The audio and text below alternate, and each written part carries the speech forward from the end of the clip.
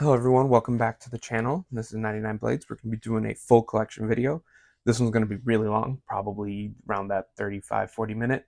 And this one's just going to be the production overseas knives. So Taiwan, Japan, and China, and I think one Italian.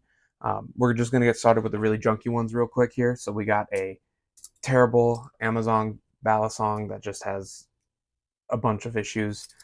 Pin, no hardware, just absolute junk.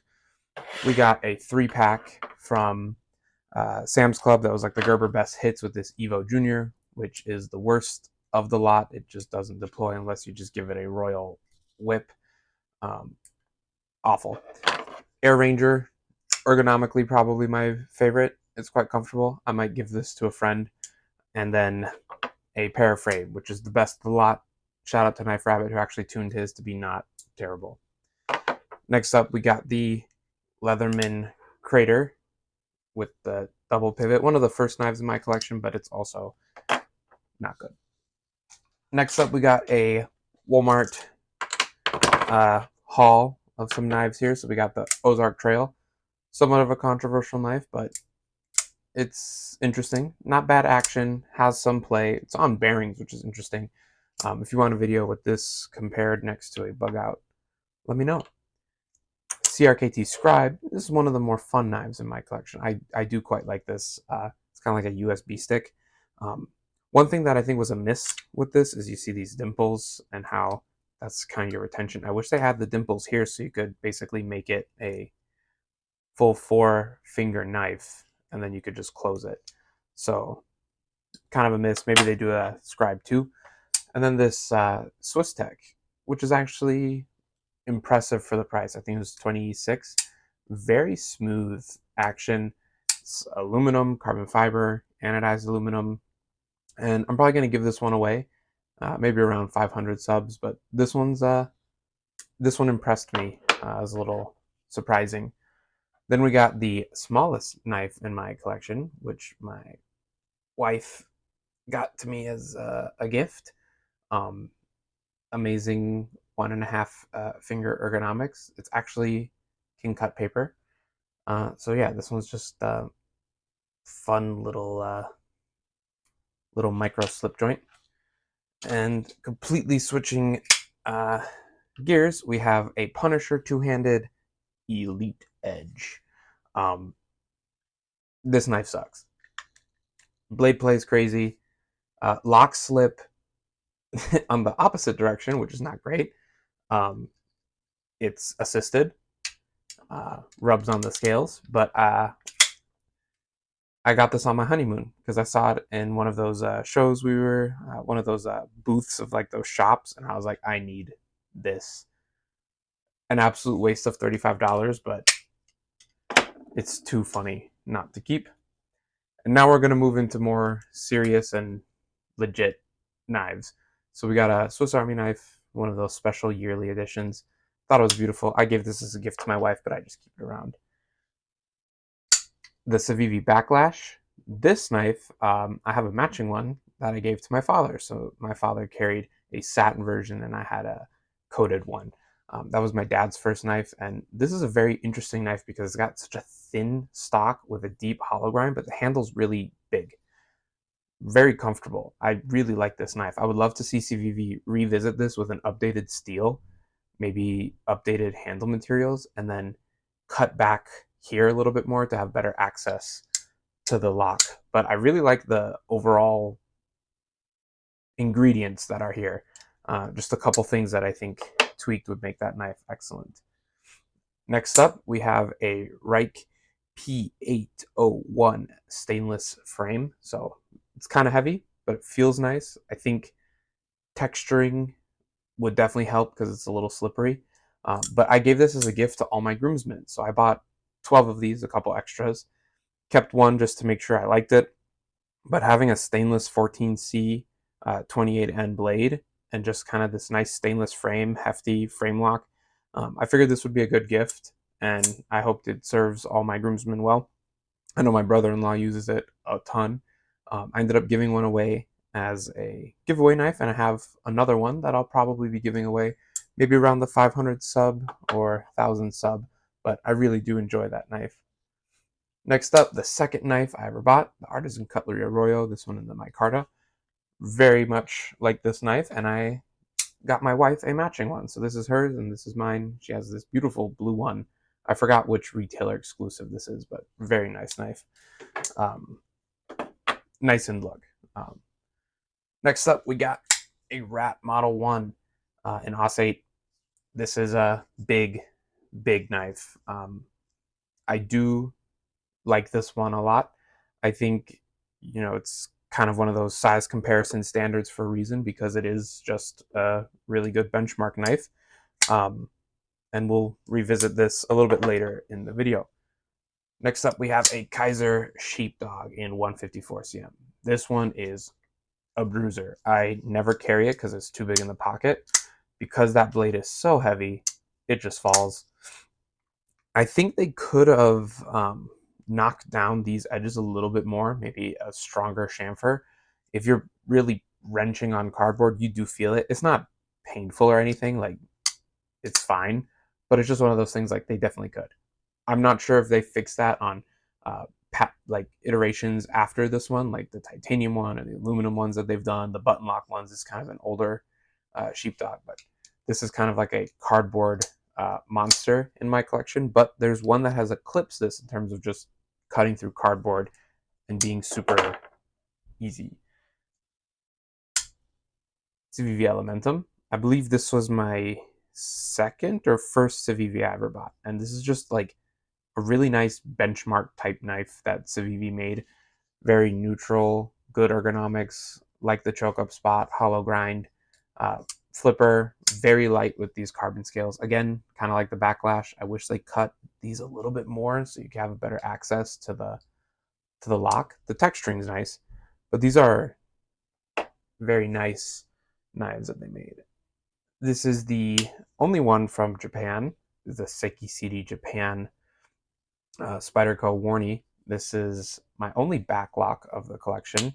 Not the biggest fan of backlock in FRN, but the cutting geometry is really nice on this one.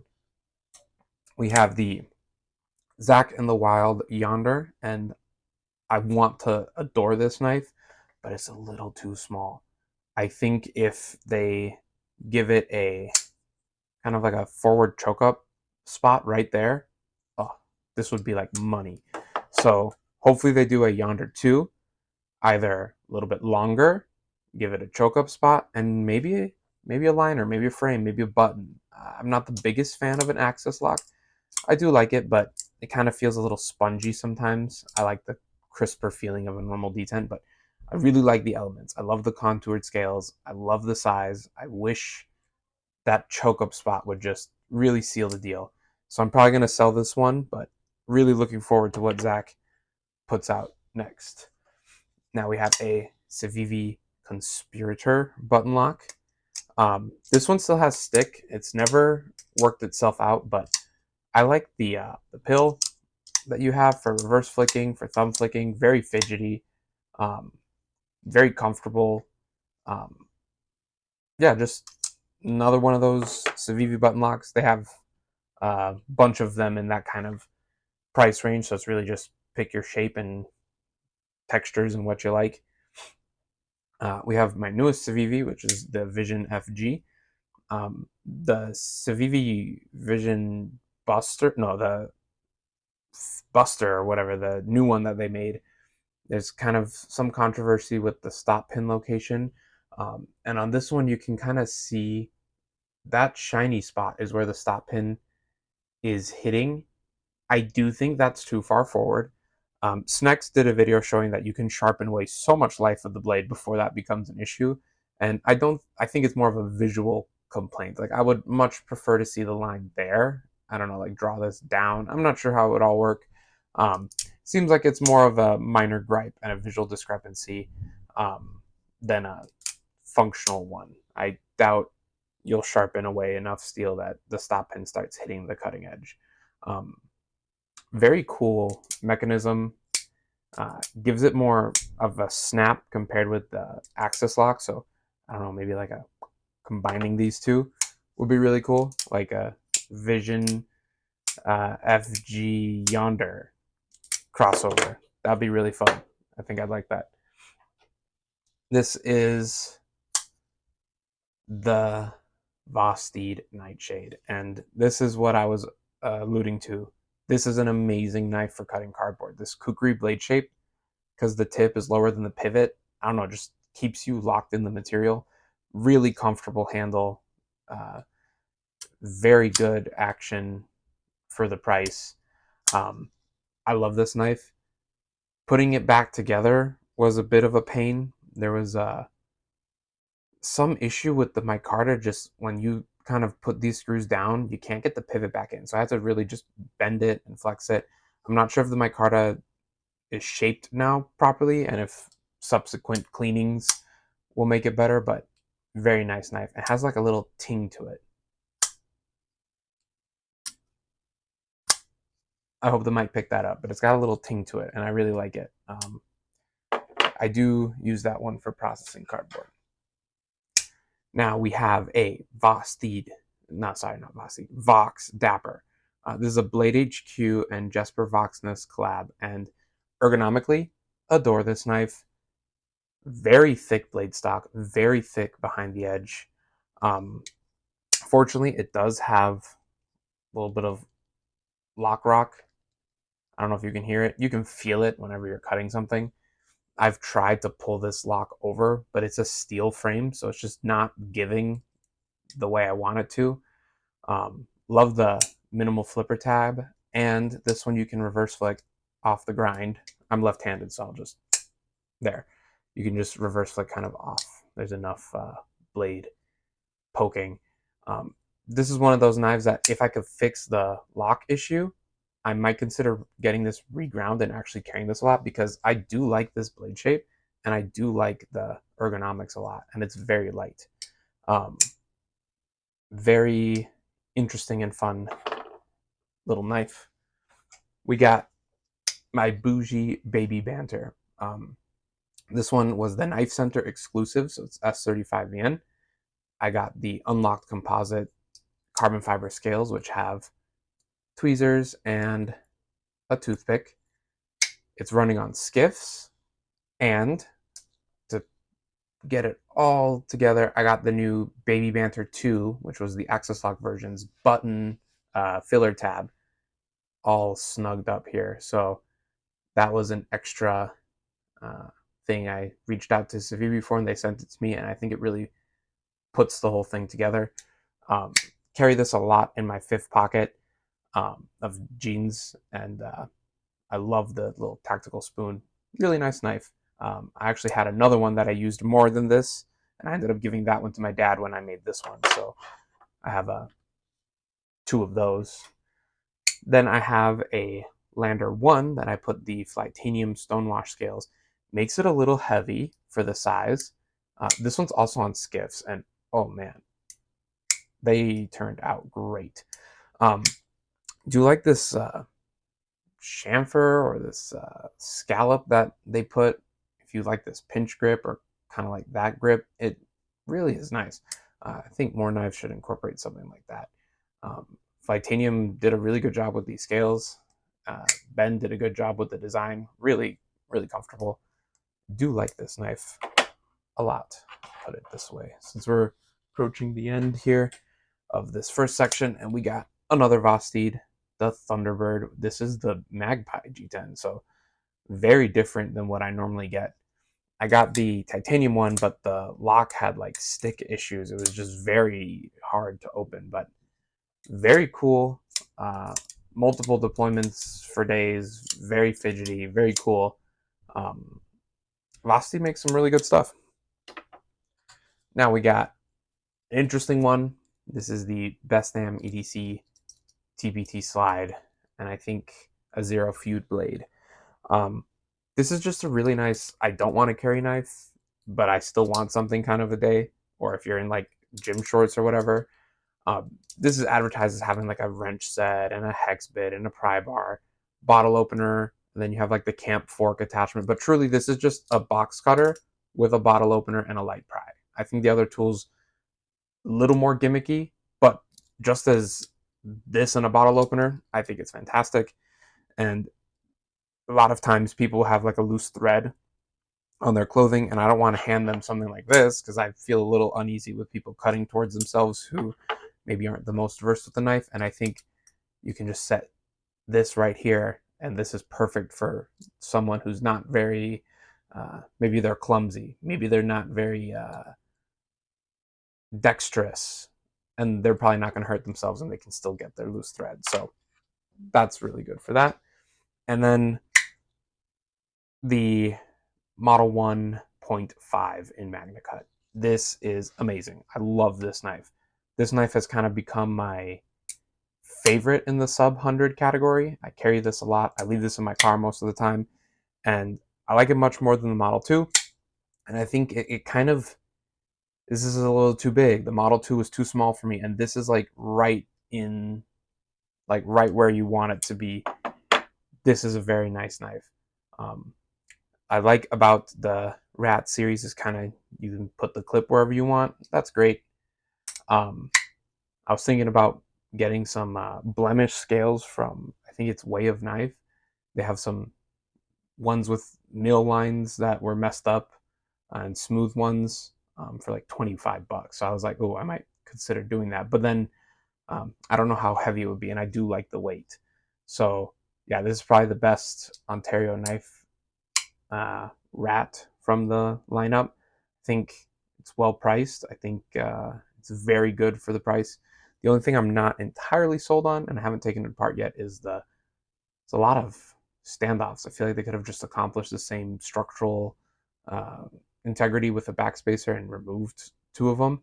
And I heard that there is a double washer system. I watched a Nick Sabaz video on one of these, so see if they kept that or if they just did a phosphor bronze. I can't tell if it's like phosphor bronze with the little floating Teflon or not. But this concludes my mostly sub 100 budget, couple junk, couple really nice ones. I'm gonna probably stitch another video in after this. I'm gonna clear this and we're gonna cover some of my nicer um, overseas ones. So I'm just gonna get these out of the way. All right, now that it's clear, we're gonna cover the titanium ones in the collection. So starting off, we have, I'm gonna start with four that have just kind of different mechanisms than the others.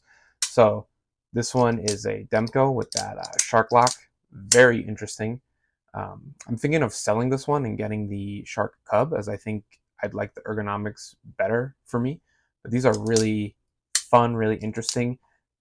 It's kind of a little dead spot here that, I don't know, maybe I could get a better spring or something, but this is the 20 CV and smooth titanium made in Taiwan with a Lynch clip. Very interesting. We're going to start them down here this time. Next up, from the mechanism type knives, I got a Riot XOM. This is a DLT exclusive with the two-tone LMAX and carbon fiber. This one's going to be very noisy, so I'm going to try to not do it too much, but they're very fun. This one has a lock and a clip, which makes it a lot more carryable than the XO. And it's very interesting. It's just a knife with these stoppers, and it runs on the channel. Then it just, the clamshell closes, and your grip keeps it locked open, and you can add a lock. And yeah, it's a fun one. Very, very fidgety. Next up, we got a Winterblade Factor, and this just has a really cool sound profile. It's weird, uses a magnetic detent and a magnetic lock. I'm not sure how much of an issue this is going to be with sharpening, or if you work with metal shavings or anything that's like magnetized. Ergonomically, not bad, especially considering there's a gaping hole. I know you can buy a different backspacer, or there comes with one that's plugged, so you lose this like back flipper thing. But if you want to, I don't really carry this. This is more of just I keep it around because of how weird and different it is. But if you wanted to use it more, you could definitely plug that out and it would be better ergonomically. And again, no idea about the metal shavings. There's a little bit of a nub there. You see there's a faint mark right there that just you can wipe off. But that's just to keep it centered, because if not, the magnet will pull it in. But very cool. Last one of the more interesting mechanisms is this F22 kickstop by Jared Osher and Ria. It's got the Lee Williams kickstop. So one thing that's interesting is the flipper tab. It's free floating, so most of the time with a flipper tab, just pull out this backlash real quick from the previous segment, the flipper tab ends up on the bottom as it's part of the tang. This one is free floating and it becomes the stop pin. So that's pretty cool.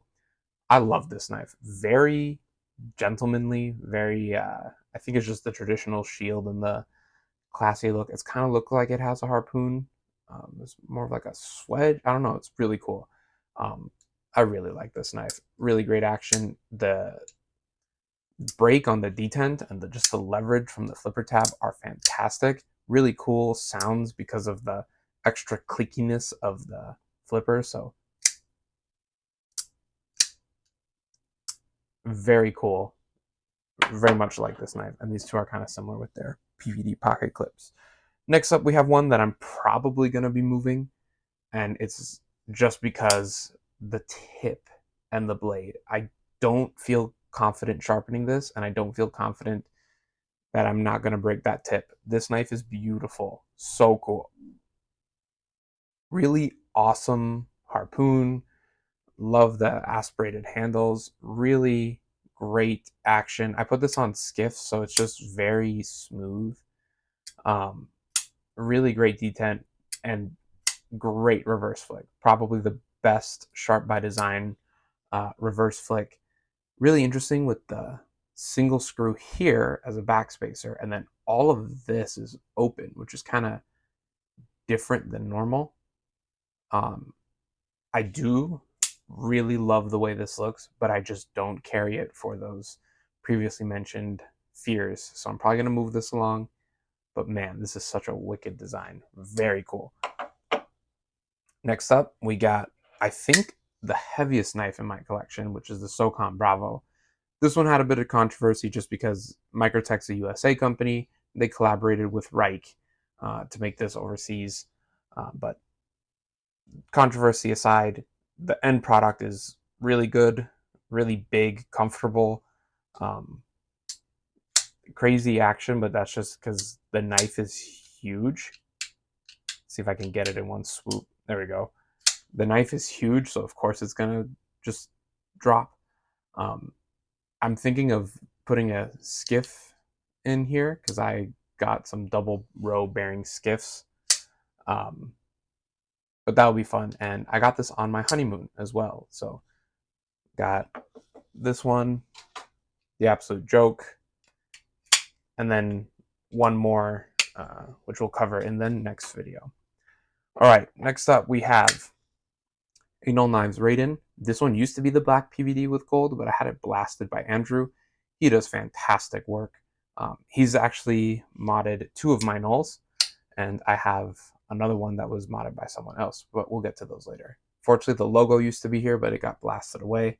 But it's so clean. Very cool. Little pokey right here. Maybe I'll try to sand that down. But ergonomically, fantastic. Aesthetics are fantastic. And I think it was a home run as a first design. And this one's also running on skiffs, and it is very good. Love the texture on the lock bar and the pivot. Very cool. If you haven't checked out Null Knives before, definitely go give them a look. They got some cool stuff. Now we have Luft Concepts with the AVNT or the Avant. This is probably one of my favorite knife shapes. This looks fantastic. So comfortable. I love knives where you can kind of choke up, and this spot isn't like a rigid decision. You can kind of be anywhere along. The ramp is fantastic. I love this knife. I put a lynch clip on it. I just have one small complaint, and that is right here. It's on the detent ramp, but the detent ramp is a little too steep So right there, the liner lock is contacting the tang of the blade, and it creates a uh, bit of, you can see that shine right in there. It might be a little hard to see, but there's a little shine right there, and that is that like attrition between the blade and the liner. It used to be grittier, but it's kind of smoothed out. Not a big deal when it gets to here because you move it out of the way, but you can kind of hear it on the deployment. Other than that, love it. That's a minor issue. I don't think it affects anything. It's just like tiny little tweak, little shallower detent ramp, and I think you don't get that rubbing. But love the shape of this knife. Love the flipper. I love the Luft logo on the flipper and how it just disappears. Fantastic. Really great knife. And similar to the Raiden, an awesome first design. Next up, we got the first Sharp by Design I ever bought with my favorite carbon fiber, this dark matter. This is the Mini Tempest. Don't carry this knife because the hand rub satin is beautiful. You can reverse flick it and front flip, and this is very nice. Don't really carry it, but this one might get a pass because I think this was the first titanium knife I ever bought. Next up, we have the Quiet Carry Drift, and this one gets more use than some of the others. With the Vanex Super Clean, titanium, phosphor bronze, and even the lock bar is LC200N. This knife is rust proof. So this knife I kind of just carry whenever I'm going to be on a boat or go anywhere that's going to be really humid. I recently took this when I visited my family in Puerto Rico. This was like the beach knife, really great ergonomics. I pretty much only carry it in the choke up position. Uh, very nice cutting blade. I need to sharpen this. I need to give it a rundown. It's still quite smooth, but it's not as smooth as it used to be. I think there might be just a little bit of grit in there from my trip, but really like Quiet Carry and some of these salt environment knives that they make. Next up, we got another modded null knives. This is the Voodoo. This one was black bolster, black hardware, and a black clip. But Andrew blasted it and then anodized everything and then stonewashed it for that really cool distressed finish. This one's also running on skiffs, and boy, Sean over at Null has really cool design language and makes some really good knives. I think this position here is a little more comfortable than the choke up, just because it's a little more broad than here, so it doesn't feel like you're stretching. I wouldn't really classify it as stretching, but probably more comfortable here. And just what a wicked Warncliffe hollow ground. Very, very cool. One thing though is after blasting it, this pocket clip started wiggling vertically. So I actually used clear nail polish in the well and on the thing and just kind of set it quick. I don't know if I'm ever going to get the clip off, so I'm worried about bending it. So I don't really carry it much just because I don't know if I can get it off and bend it back. But really awesome knife. These, as Metal Complex calls it, tetrahedrons or pyramids or these wedges, triangles, whatever you want to call it, as thumb studs. Really good purchase on them. And then you get so much room to just reverse flick along this pill, along the studs. Really comfortable, really cool knife. We got another null. This one is the Corbin Steelworks Null Knives Grace. Then this one got vapor blasted by EDC Vapor Blasting, but I don't see him on Instagram anymore, so I hope he's all right. Very comfortable. You can kind of choke up, but feels a little sketch. But man, this Tonto is crazy. It's a hollow ground, recurve, and then a flat grind, and then a swedge. This thing is another one of those wicked looking blades. This one I do carry sometimes, but this one's more of just for me to look at and be amazed by. Beautiful texturing, beautiful access. The only thing that's kind of a pain in the butt is there's these little washers here, and lining them up when you're putting it back together is a little bit of a pain, but it's doable. Very, very cool. Next up, probably my most carried of all of my Chinese or Taiwanese knives is this Evo. Um, really comfortable. Also running on skiffs. So is the Grace. Just broke it in so nicely. Really nice weight. Nice. Uh, just a nice feel in the hand. This is the Harpoon and another compound ground Tanto. It's actually quite interesting when you compare these two. Normally the Tanto is the shorter part, or this transition to the tip, but it's kind of like the primary edge, and then the longer part is the tip versus like that. So very cool difference in interpretation on a compound ground Tanto. Um, then I'd say my favorite knife from this is the Bull Zyro. So this one's really interesting because you got this beautiful reverse flick. It's really small, contoured, carbon fiber, very small, but fits the hand so nice. And front flipper. Oops. Very nice. This knife is, I think, a little expensive for, what it is, a production knife made by Riat, but it does feel very quality, very well made, well put together design. The pocket clip is really nice. I love this knife. I carry it quite frequently, especially when I'm dressing up in anything, just because the clip is very sterile and um, classy, and the overall package is very nice. So that concludes all of my knives that are uh, overseas production. This is the titanium collection. So it's a lot of pieces here. A couple of them I'm probably going to be moving, particularly these two, just because I want to replace this with a shark hub, and this one's just too delicate to use. But outside of that, I do carry mainly these quite a bit. This one on occasion, these two on occasion, and this one's just a fidget one. These two look really cool.